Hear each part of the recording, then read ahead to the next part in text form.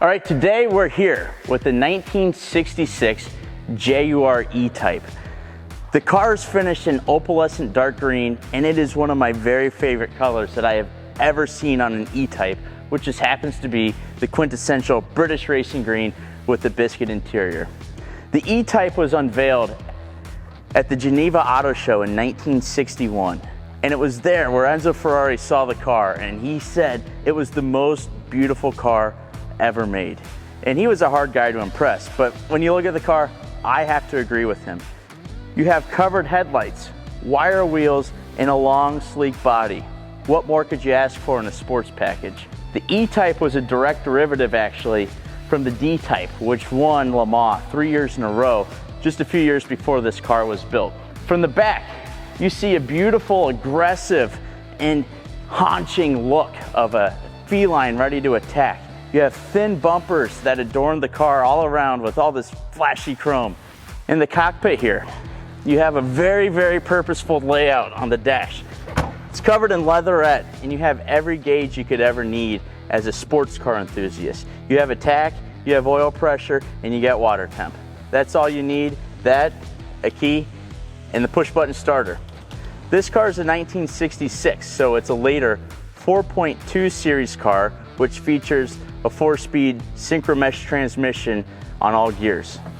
It also has an improved braking system thanks to Girling and Dunlop, which was much better than what you found in the early cars. One of my favorite details about the E-Type is when you look at the rear end, you have these two small exhaust pipes that come out together and shoot at whatever's behind it, which this is the view that most cars got back in the day. Something unique about the E-Type is the bonnet actually opens forward. And when you open it, it gives way to one of the most beautiful engine bays ever made, in my opinion.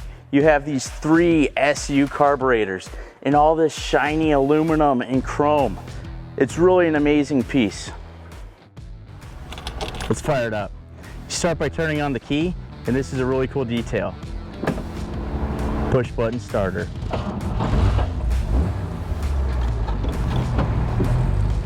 When the car starts, you can't help but smile. That straight 6 engine noise is so addictive. And it's such a robust and reliable engine. It's an amazing piece. The engine design started in 1948, actually with the Jaguar XK120, and the engine was used all the way up through the mid-1980s.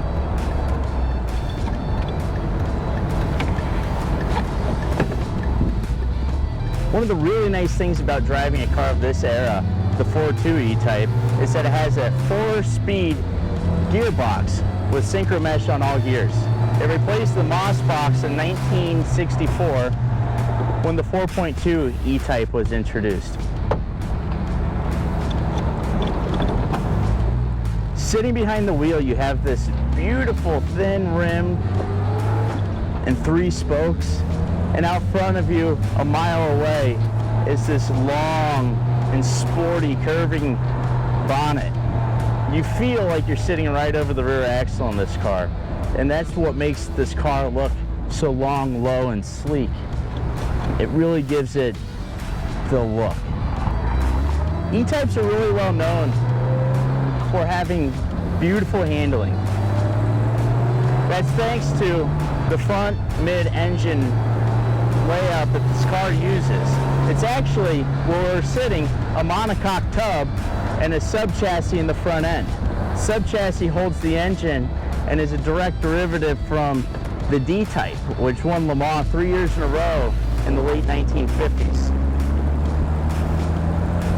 The car has plenty of torque. As you can see, it can go through a corner in 4th gear, and it's got all the juice it needs to pull it through. It's really the most wonderful sports car of the 1960s to drive. It's easy, it's fun, it's delicate yet robust, and it turns heads everywhere you go. This to me is the ultimate combination of beauty and drivability in any package offered out of England. Thanks for riding with me. We'll catch you next time.